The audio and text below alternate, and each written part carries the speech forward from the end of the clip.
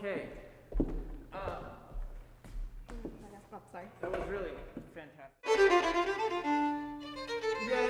Yes, and you took like the ittiest bit of time after that open D. Yeah. Huge. Yeah, it sounds way better. It gives us a little bit of comprehension. Man, the Gigue was awesome. I really have very little to say about it. You should just enjoy how you're playing it. It sounds great. Thank you. But as you go forward with it, I would just I think one of the things when you are playing by yourself is to make sure that you're just being very clear. You know, I think the profession closest to us is like stage acting.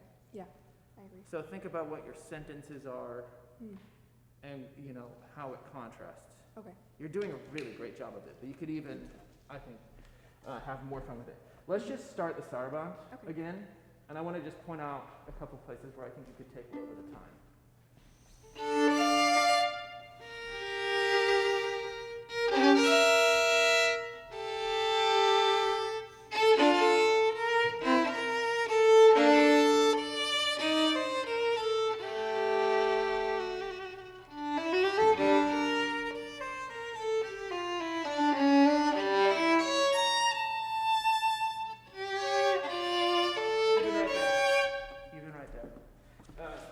Because that's a big question.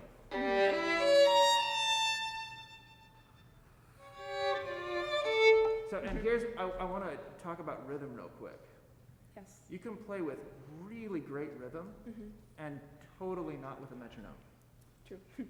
And what it is about is the relation. If you know an upbeat to a downbeat, if that downbeat is clear in Bach, it really helps. And you're doing a really good job of it. But what you can do now is keep doing it, keep showing where a downbeat is and where a big beat is, but you can take a little bit more time. Okay. So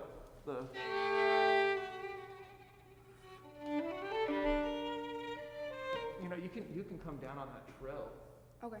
And this is the first time. That's a good thing to do a second time Yes. on the repeat. But I felt like you were going on. I was leaving enough time for it to process. Yeah. Why don't we assume that this is the second playing of the first half. Yeah.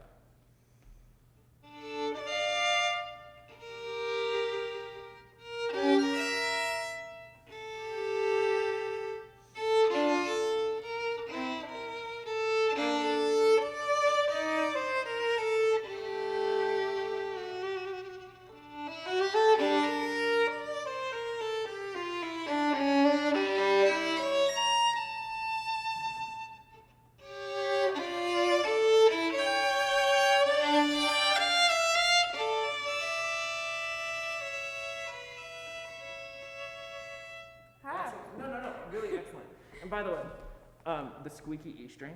Yes, I don't know what's up with that. I know. Neither do So I. No, crazy. it's been my life's work to discover what's up with the squeaky E string. So I've noticed. So the first thing is to make sure there's no obstruction from the left hand. For me, I get it all the time. Everybody gets it all the time. Yeah. So just like a little bit of skin that I touch hand or something. If there's a teeny bit, because the string vibrates, and if something obstructs that. Oh, okay. So Then leave not just the thing, but also make sure you give a little space for when it's. Yeah, so that's one way to just, and again, sometimes your E string's just gonna squeak. Yeah. I take it back. It's really hard to prevent it entirely from happening, especially if you have a really active E string that wants to squeak. But the other thing that I have discovered very recently is your bow has a huge amount to do with it. So if you just, hit that E string, and have you seen like a cellist start the C string and then play it? Do you know what I'm talking about? Like when they're like, okay, we do it again. They'll do a left hand pitch and okay, play. yes, I have seen It's to get the string started, and I think sometimes the E string squeaks when you just come at it too quickly in a slow movement and you come across the strings. And have you had it where you go, and you can get like a sustained squeak? Yes. Oh, it's the worst. It's literally like the worst. I think a lot of it has to do with the angle that the bow is hitting the string at. Okay. And just the general like do you have the string started? Okay. And I mean, if we try it right now, I mean, it probably won't happen, but if it does happen, go back and try to do a more deliberate Okay. Kind of handling of the E experiment with it string. But I only wanted to talk about it just because it's one of those things that, you know, an E string squeaks, and we often just are like, the E string's squeaking again. But there are fixes to it, and I think it's more, it makes me feel better that there is a fix for it than Yes. just like, oh, there's nothing. It's like we this can do. thing that you can't control and it might Exactly. happen. No, it can be controlled.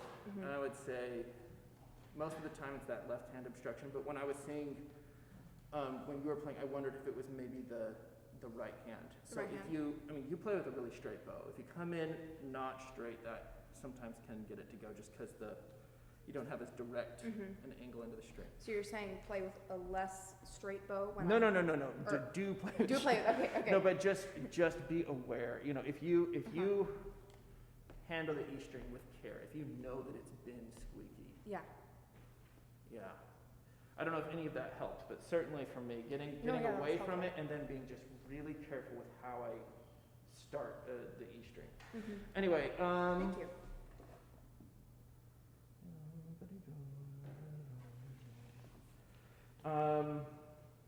Can we do the second half? Yeah. From the da-dun, da-da-da-da. Yeah. Okay.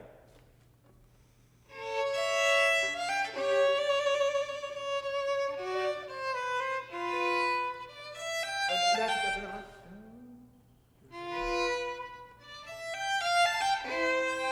Yeah. You can get away.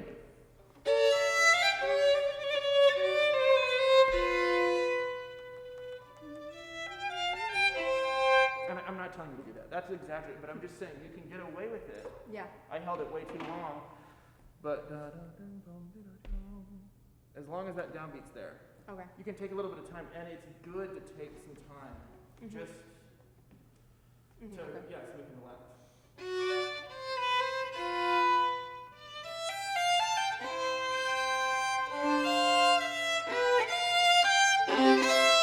Okay, and then can you be, so that last chord, Yeah, it didn't go so well. no, it's not that it didn't go well, I think that place is so generous and warm Yeah. and inviting, and a pretty dark partita. Yes. Pretty dark being an understatement. This is a very dark piece. Yeah. When you get something in major, lean into it and embrace it. So can you make that the most major, gorgeous Oh. thing and play it just for the back of the hall? Sure.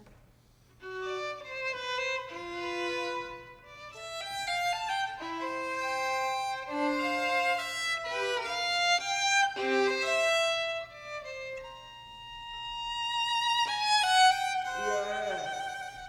And that's where that's the question. So what you did is you went yum ba-da-dee, but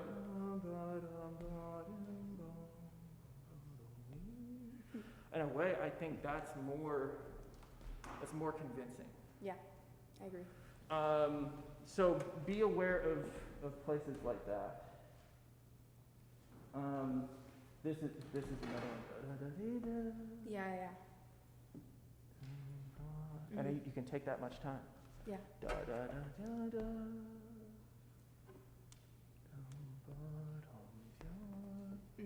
And there's just a level of comprehension there, and you stop thinking about violin playing and you start thinking about the music and the story that you're telling. Yeah. Because the first time I was like, man, she's great, and this sounds so good, but there were a couple places where I thought I was focused on your violin playing.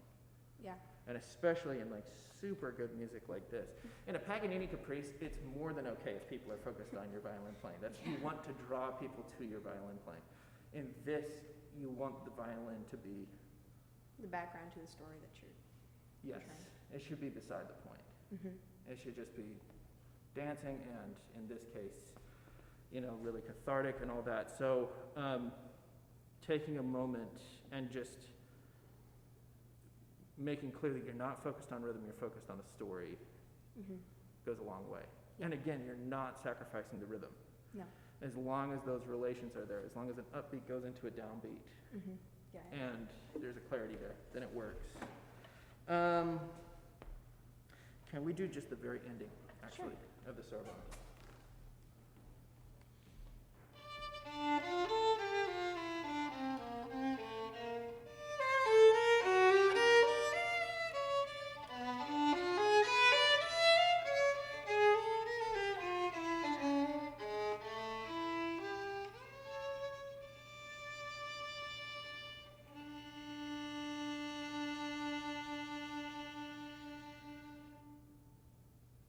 Beautiful. Let's try it again. Mm-hmm. I have two things. It's a little bit, it's not, can you just slow it down, not just in tempo, but maybe a little bit darker? This is weird, right? This is just It this is really weird. ending epilogue section. Like you could end it like right here and just do Exactly. like it would work. Exactly. Two things. Keep in mind that you're going on to a fast movement. So if you're going dum bum bum bum ba dum ba dum, you know, if you're doing kind of a peppy bow stroke, I would do the opposite of it.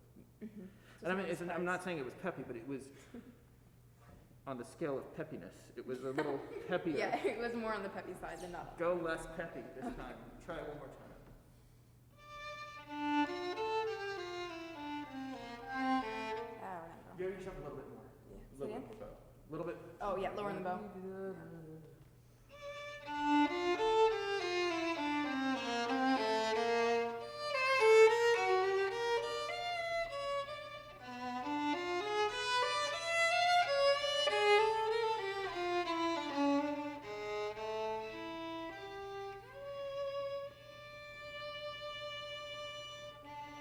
Okay, then here's another idea. So two things, and we're going to have to end pretty soon. But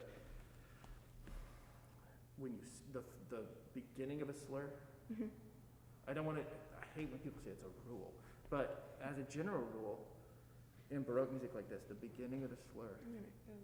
Yeah. So there are a couple times where you sustained into the tip and even crescendoed. Yeah. And again, I don't have a huge problem with it, but I think just go back to that Okay. and see if you like it better. And then the other thing is, that's a downbeat. And I'm hearing a, can you do a, So the lower D is more of an afterthought. yeah. Then okay. I think it's spooky and beautiful, and if you go, bum, bum, bum, bum, bum, and end it, That's so cool. right? Yeah. Okay. Just try that.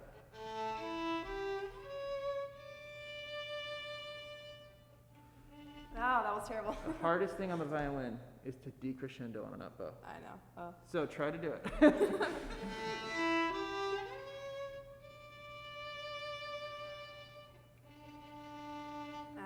So here.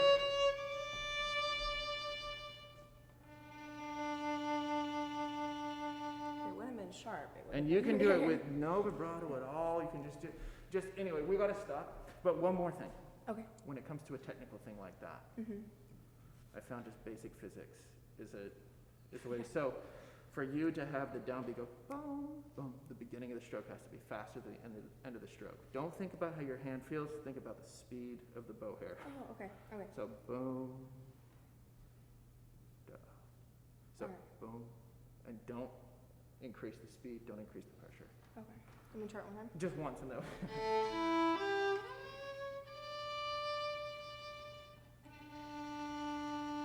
Yeah.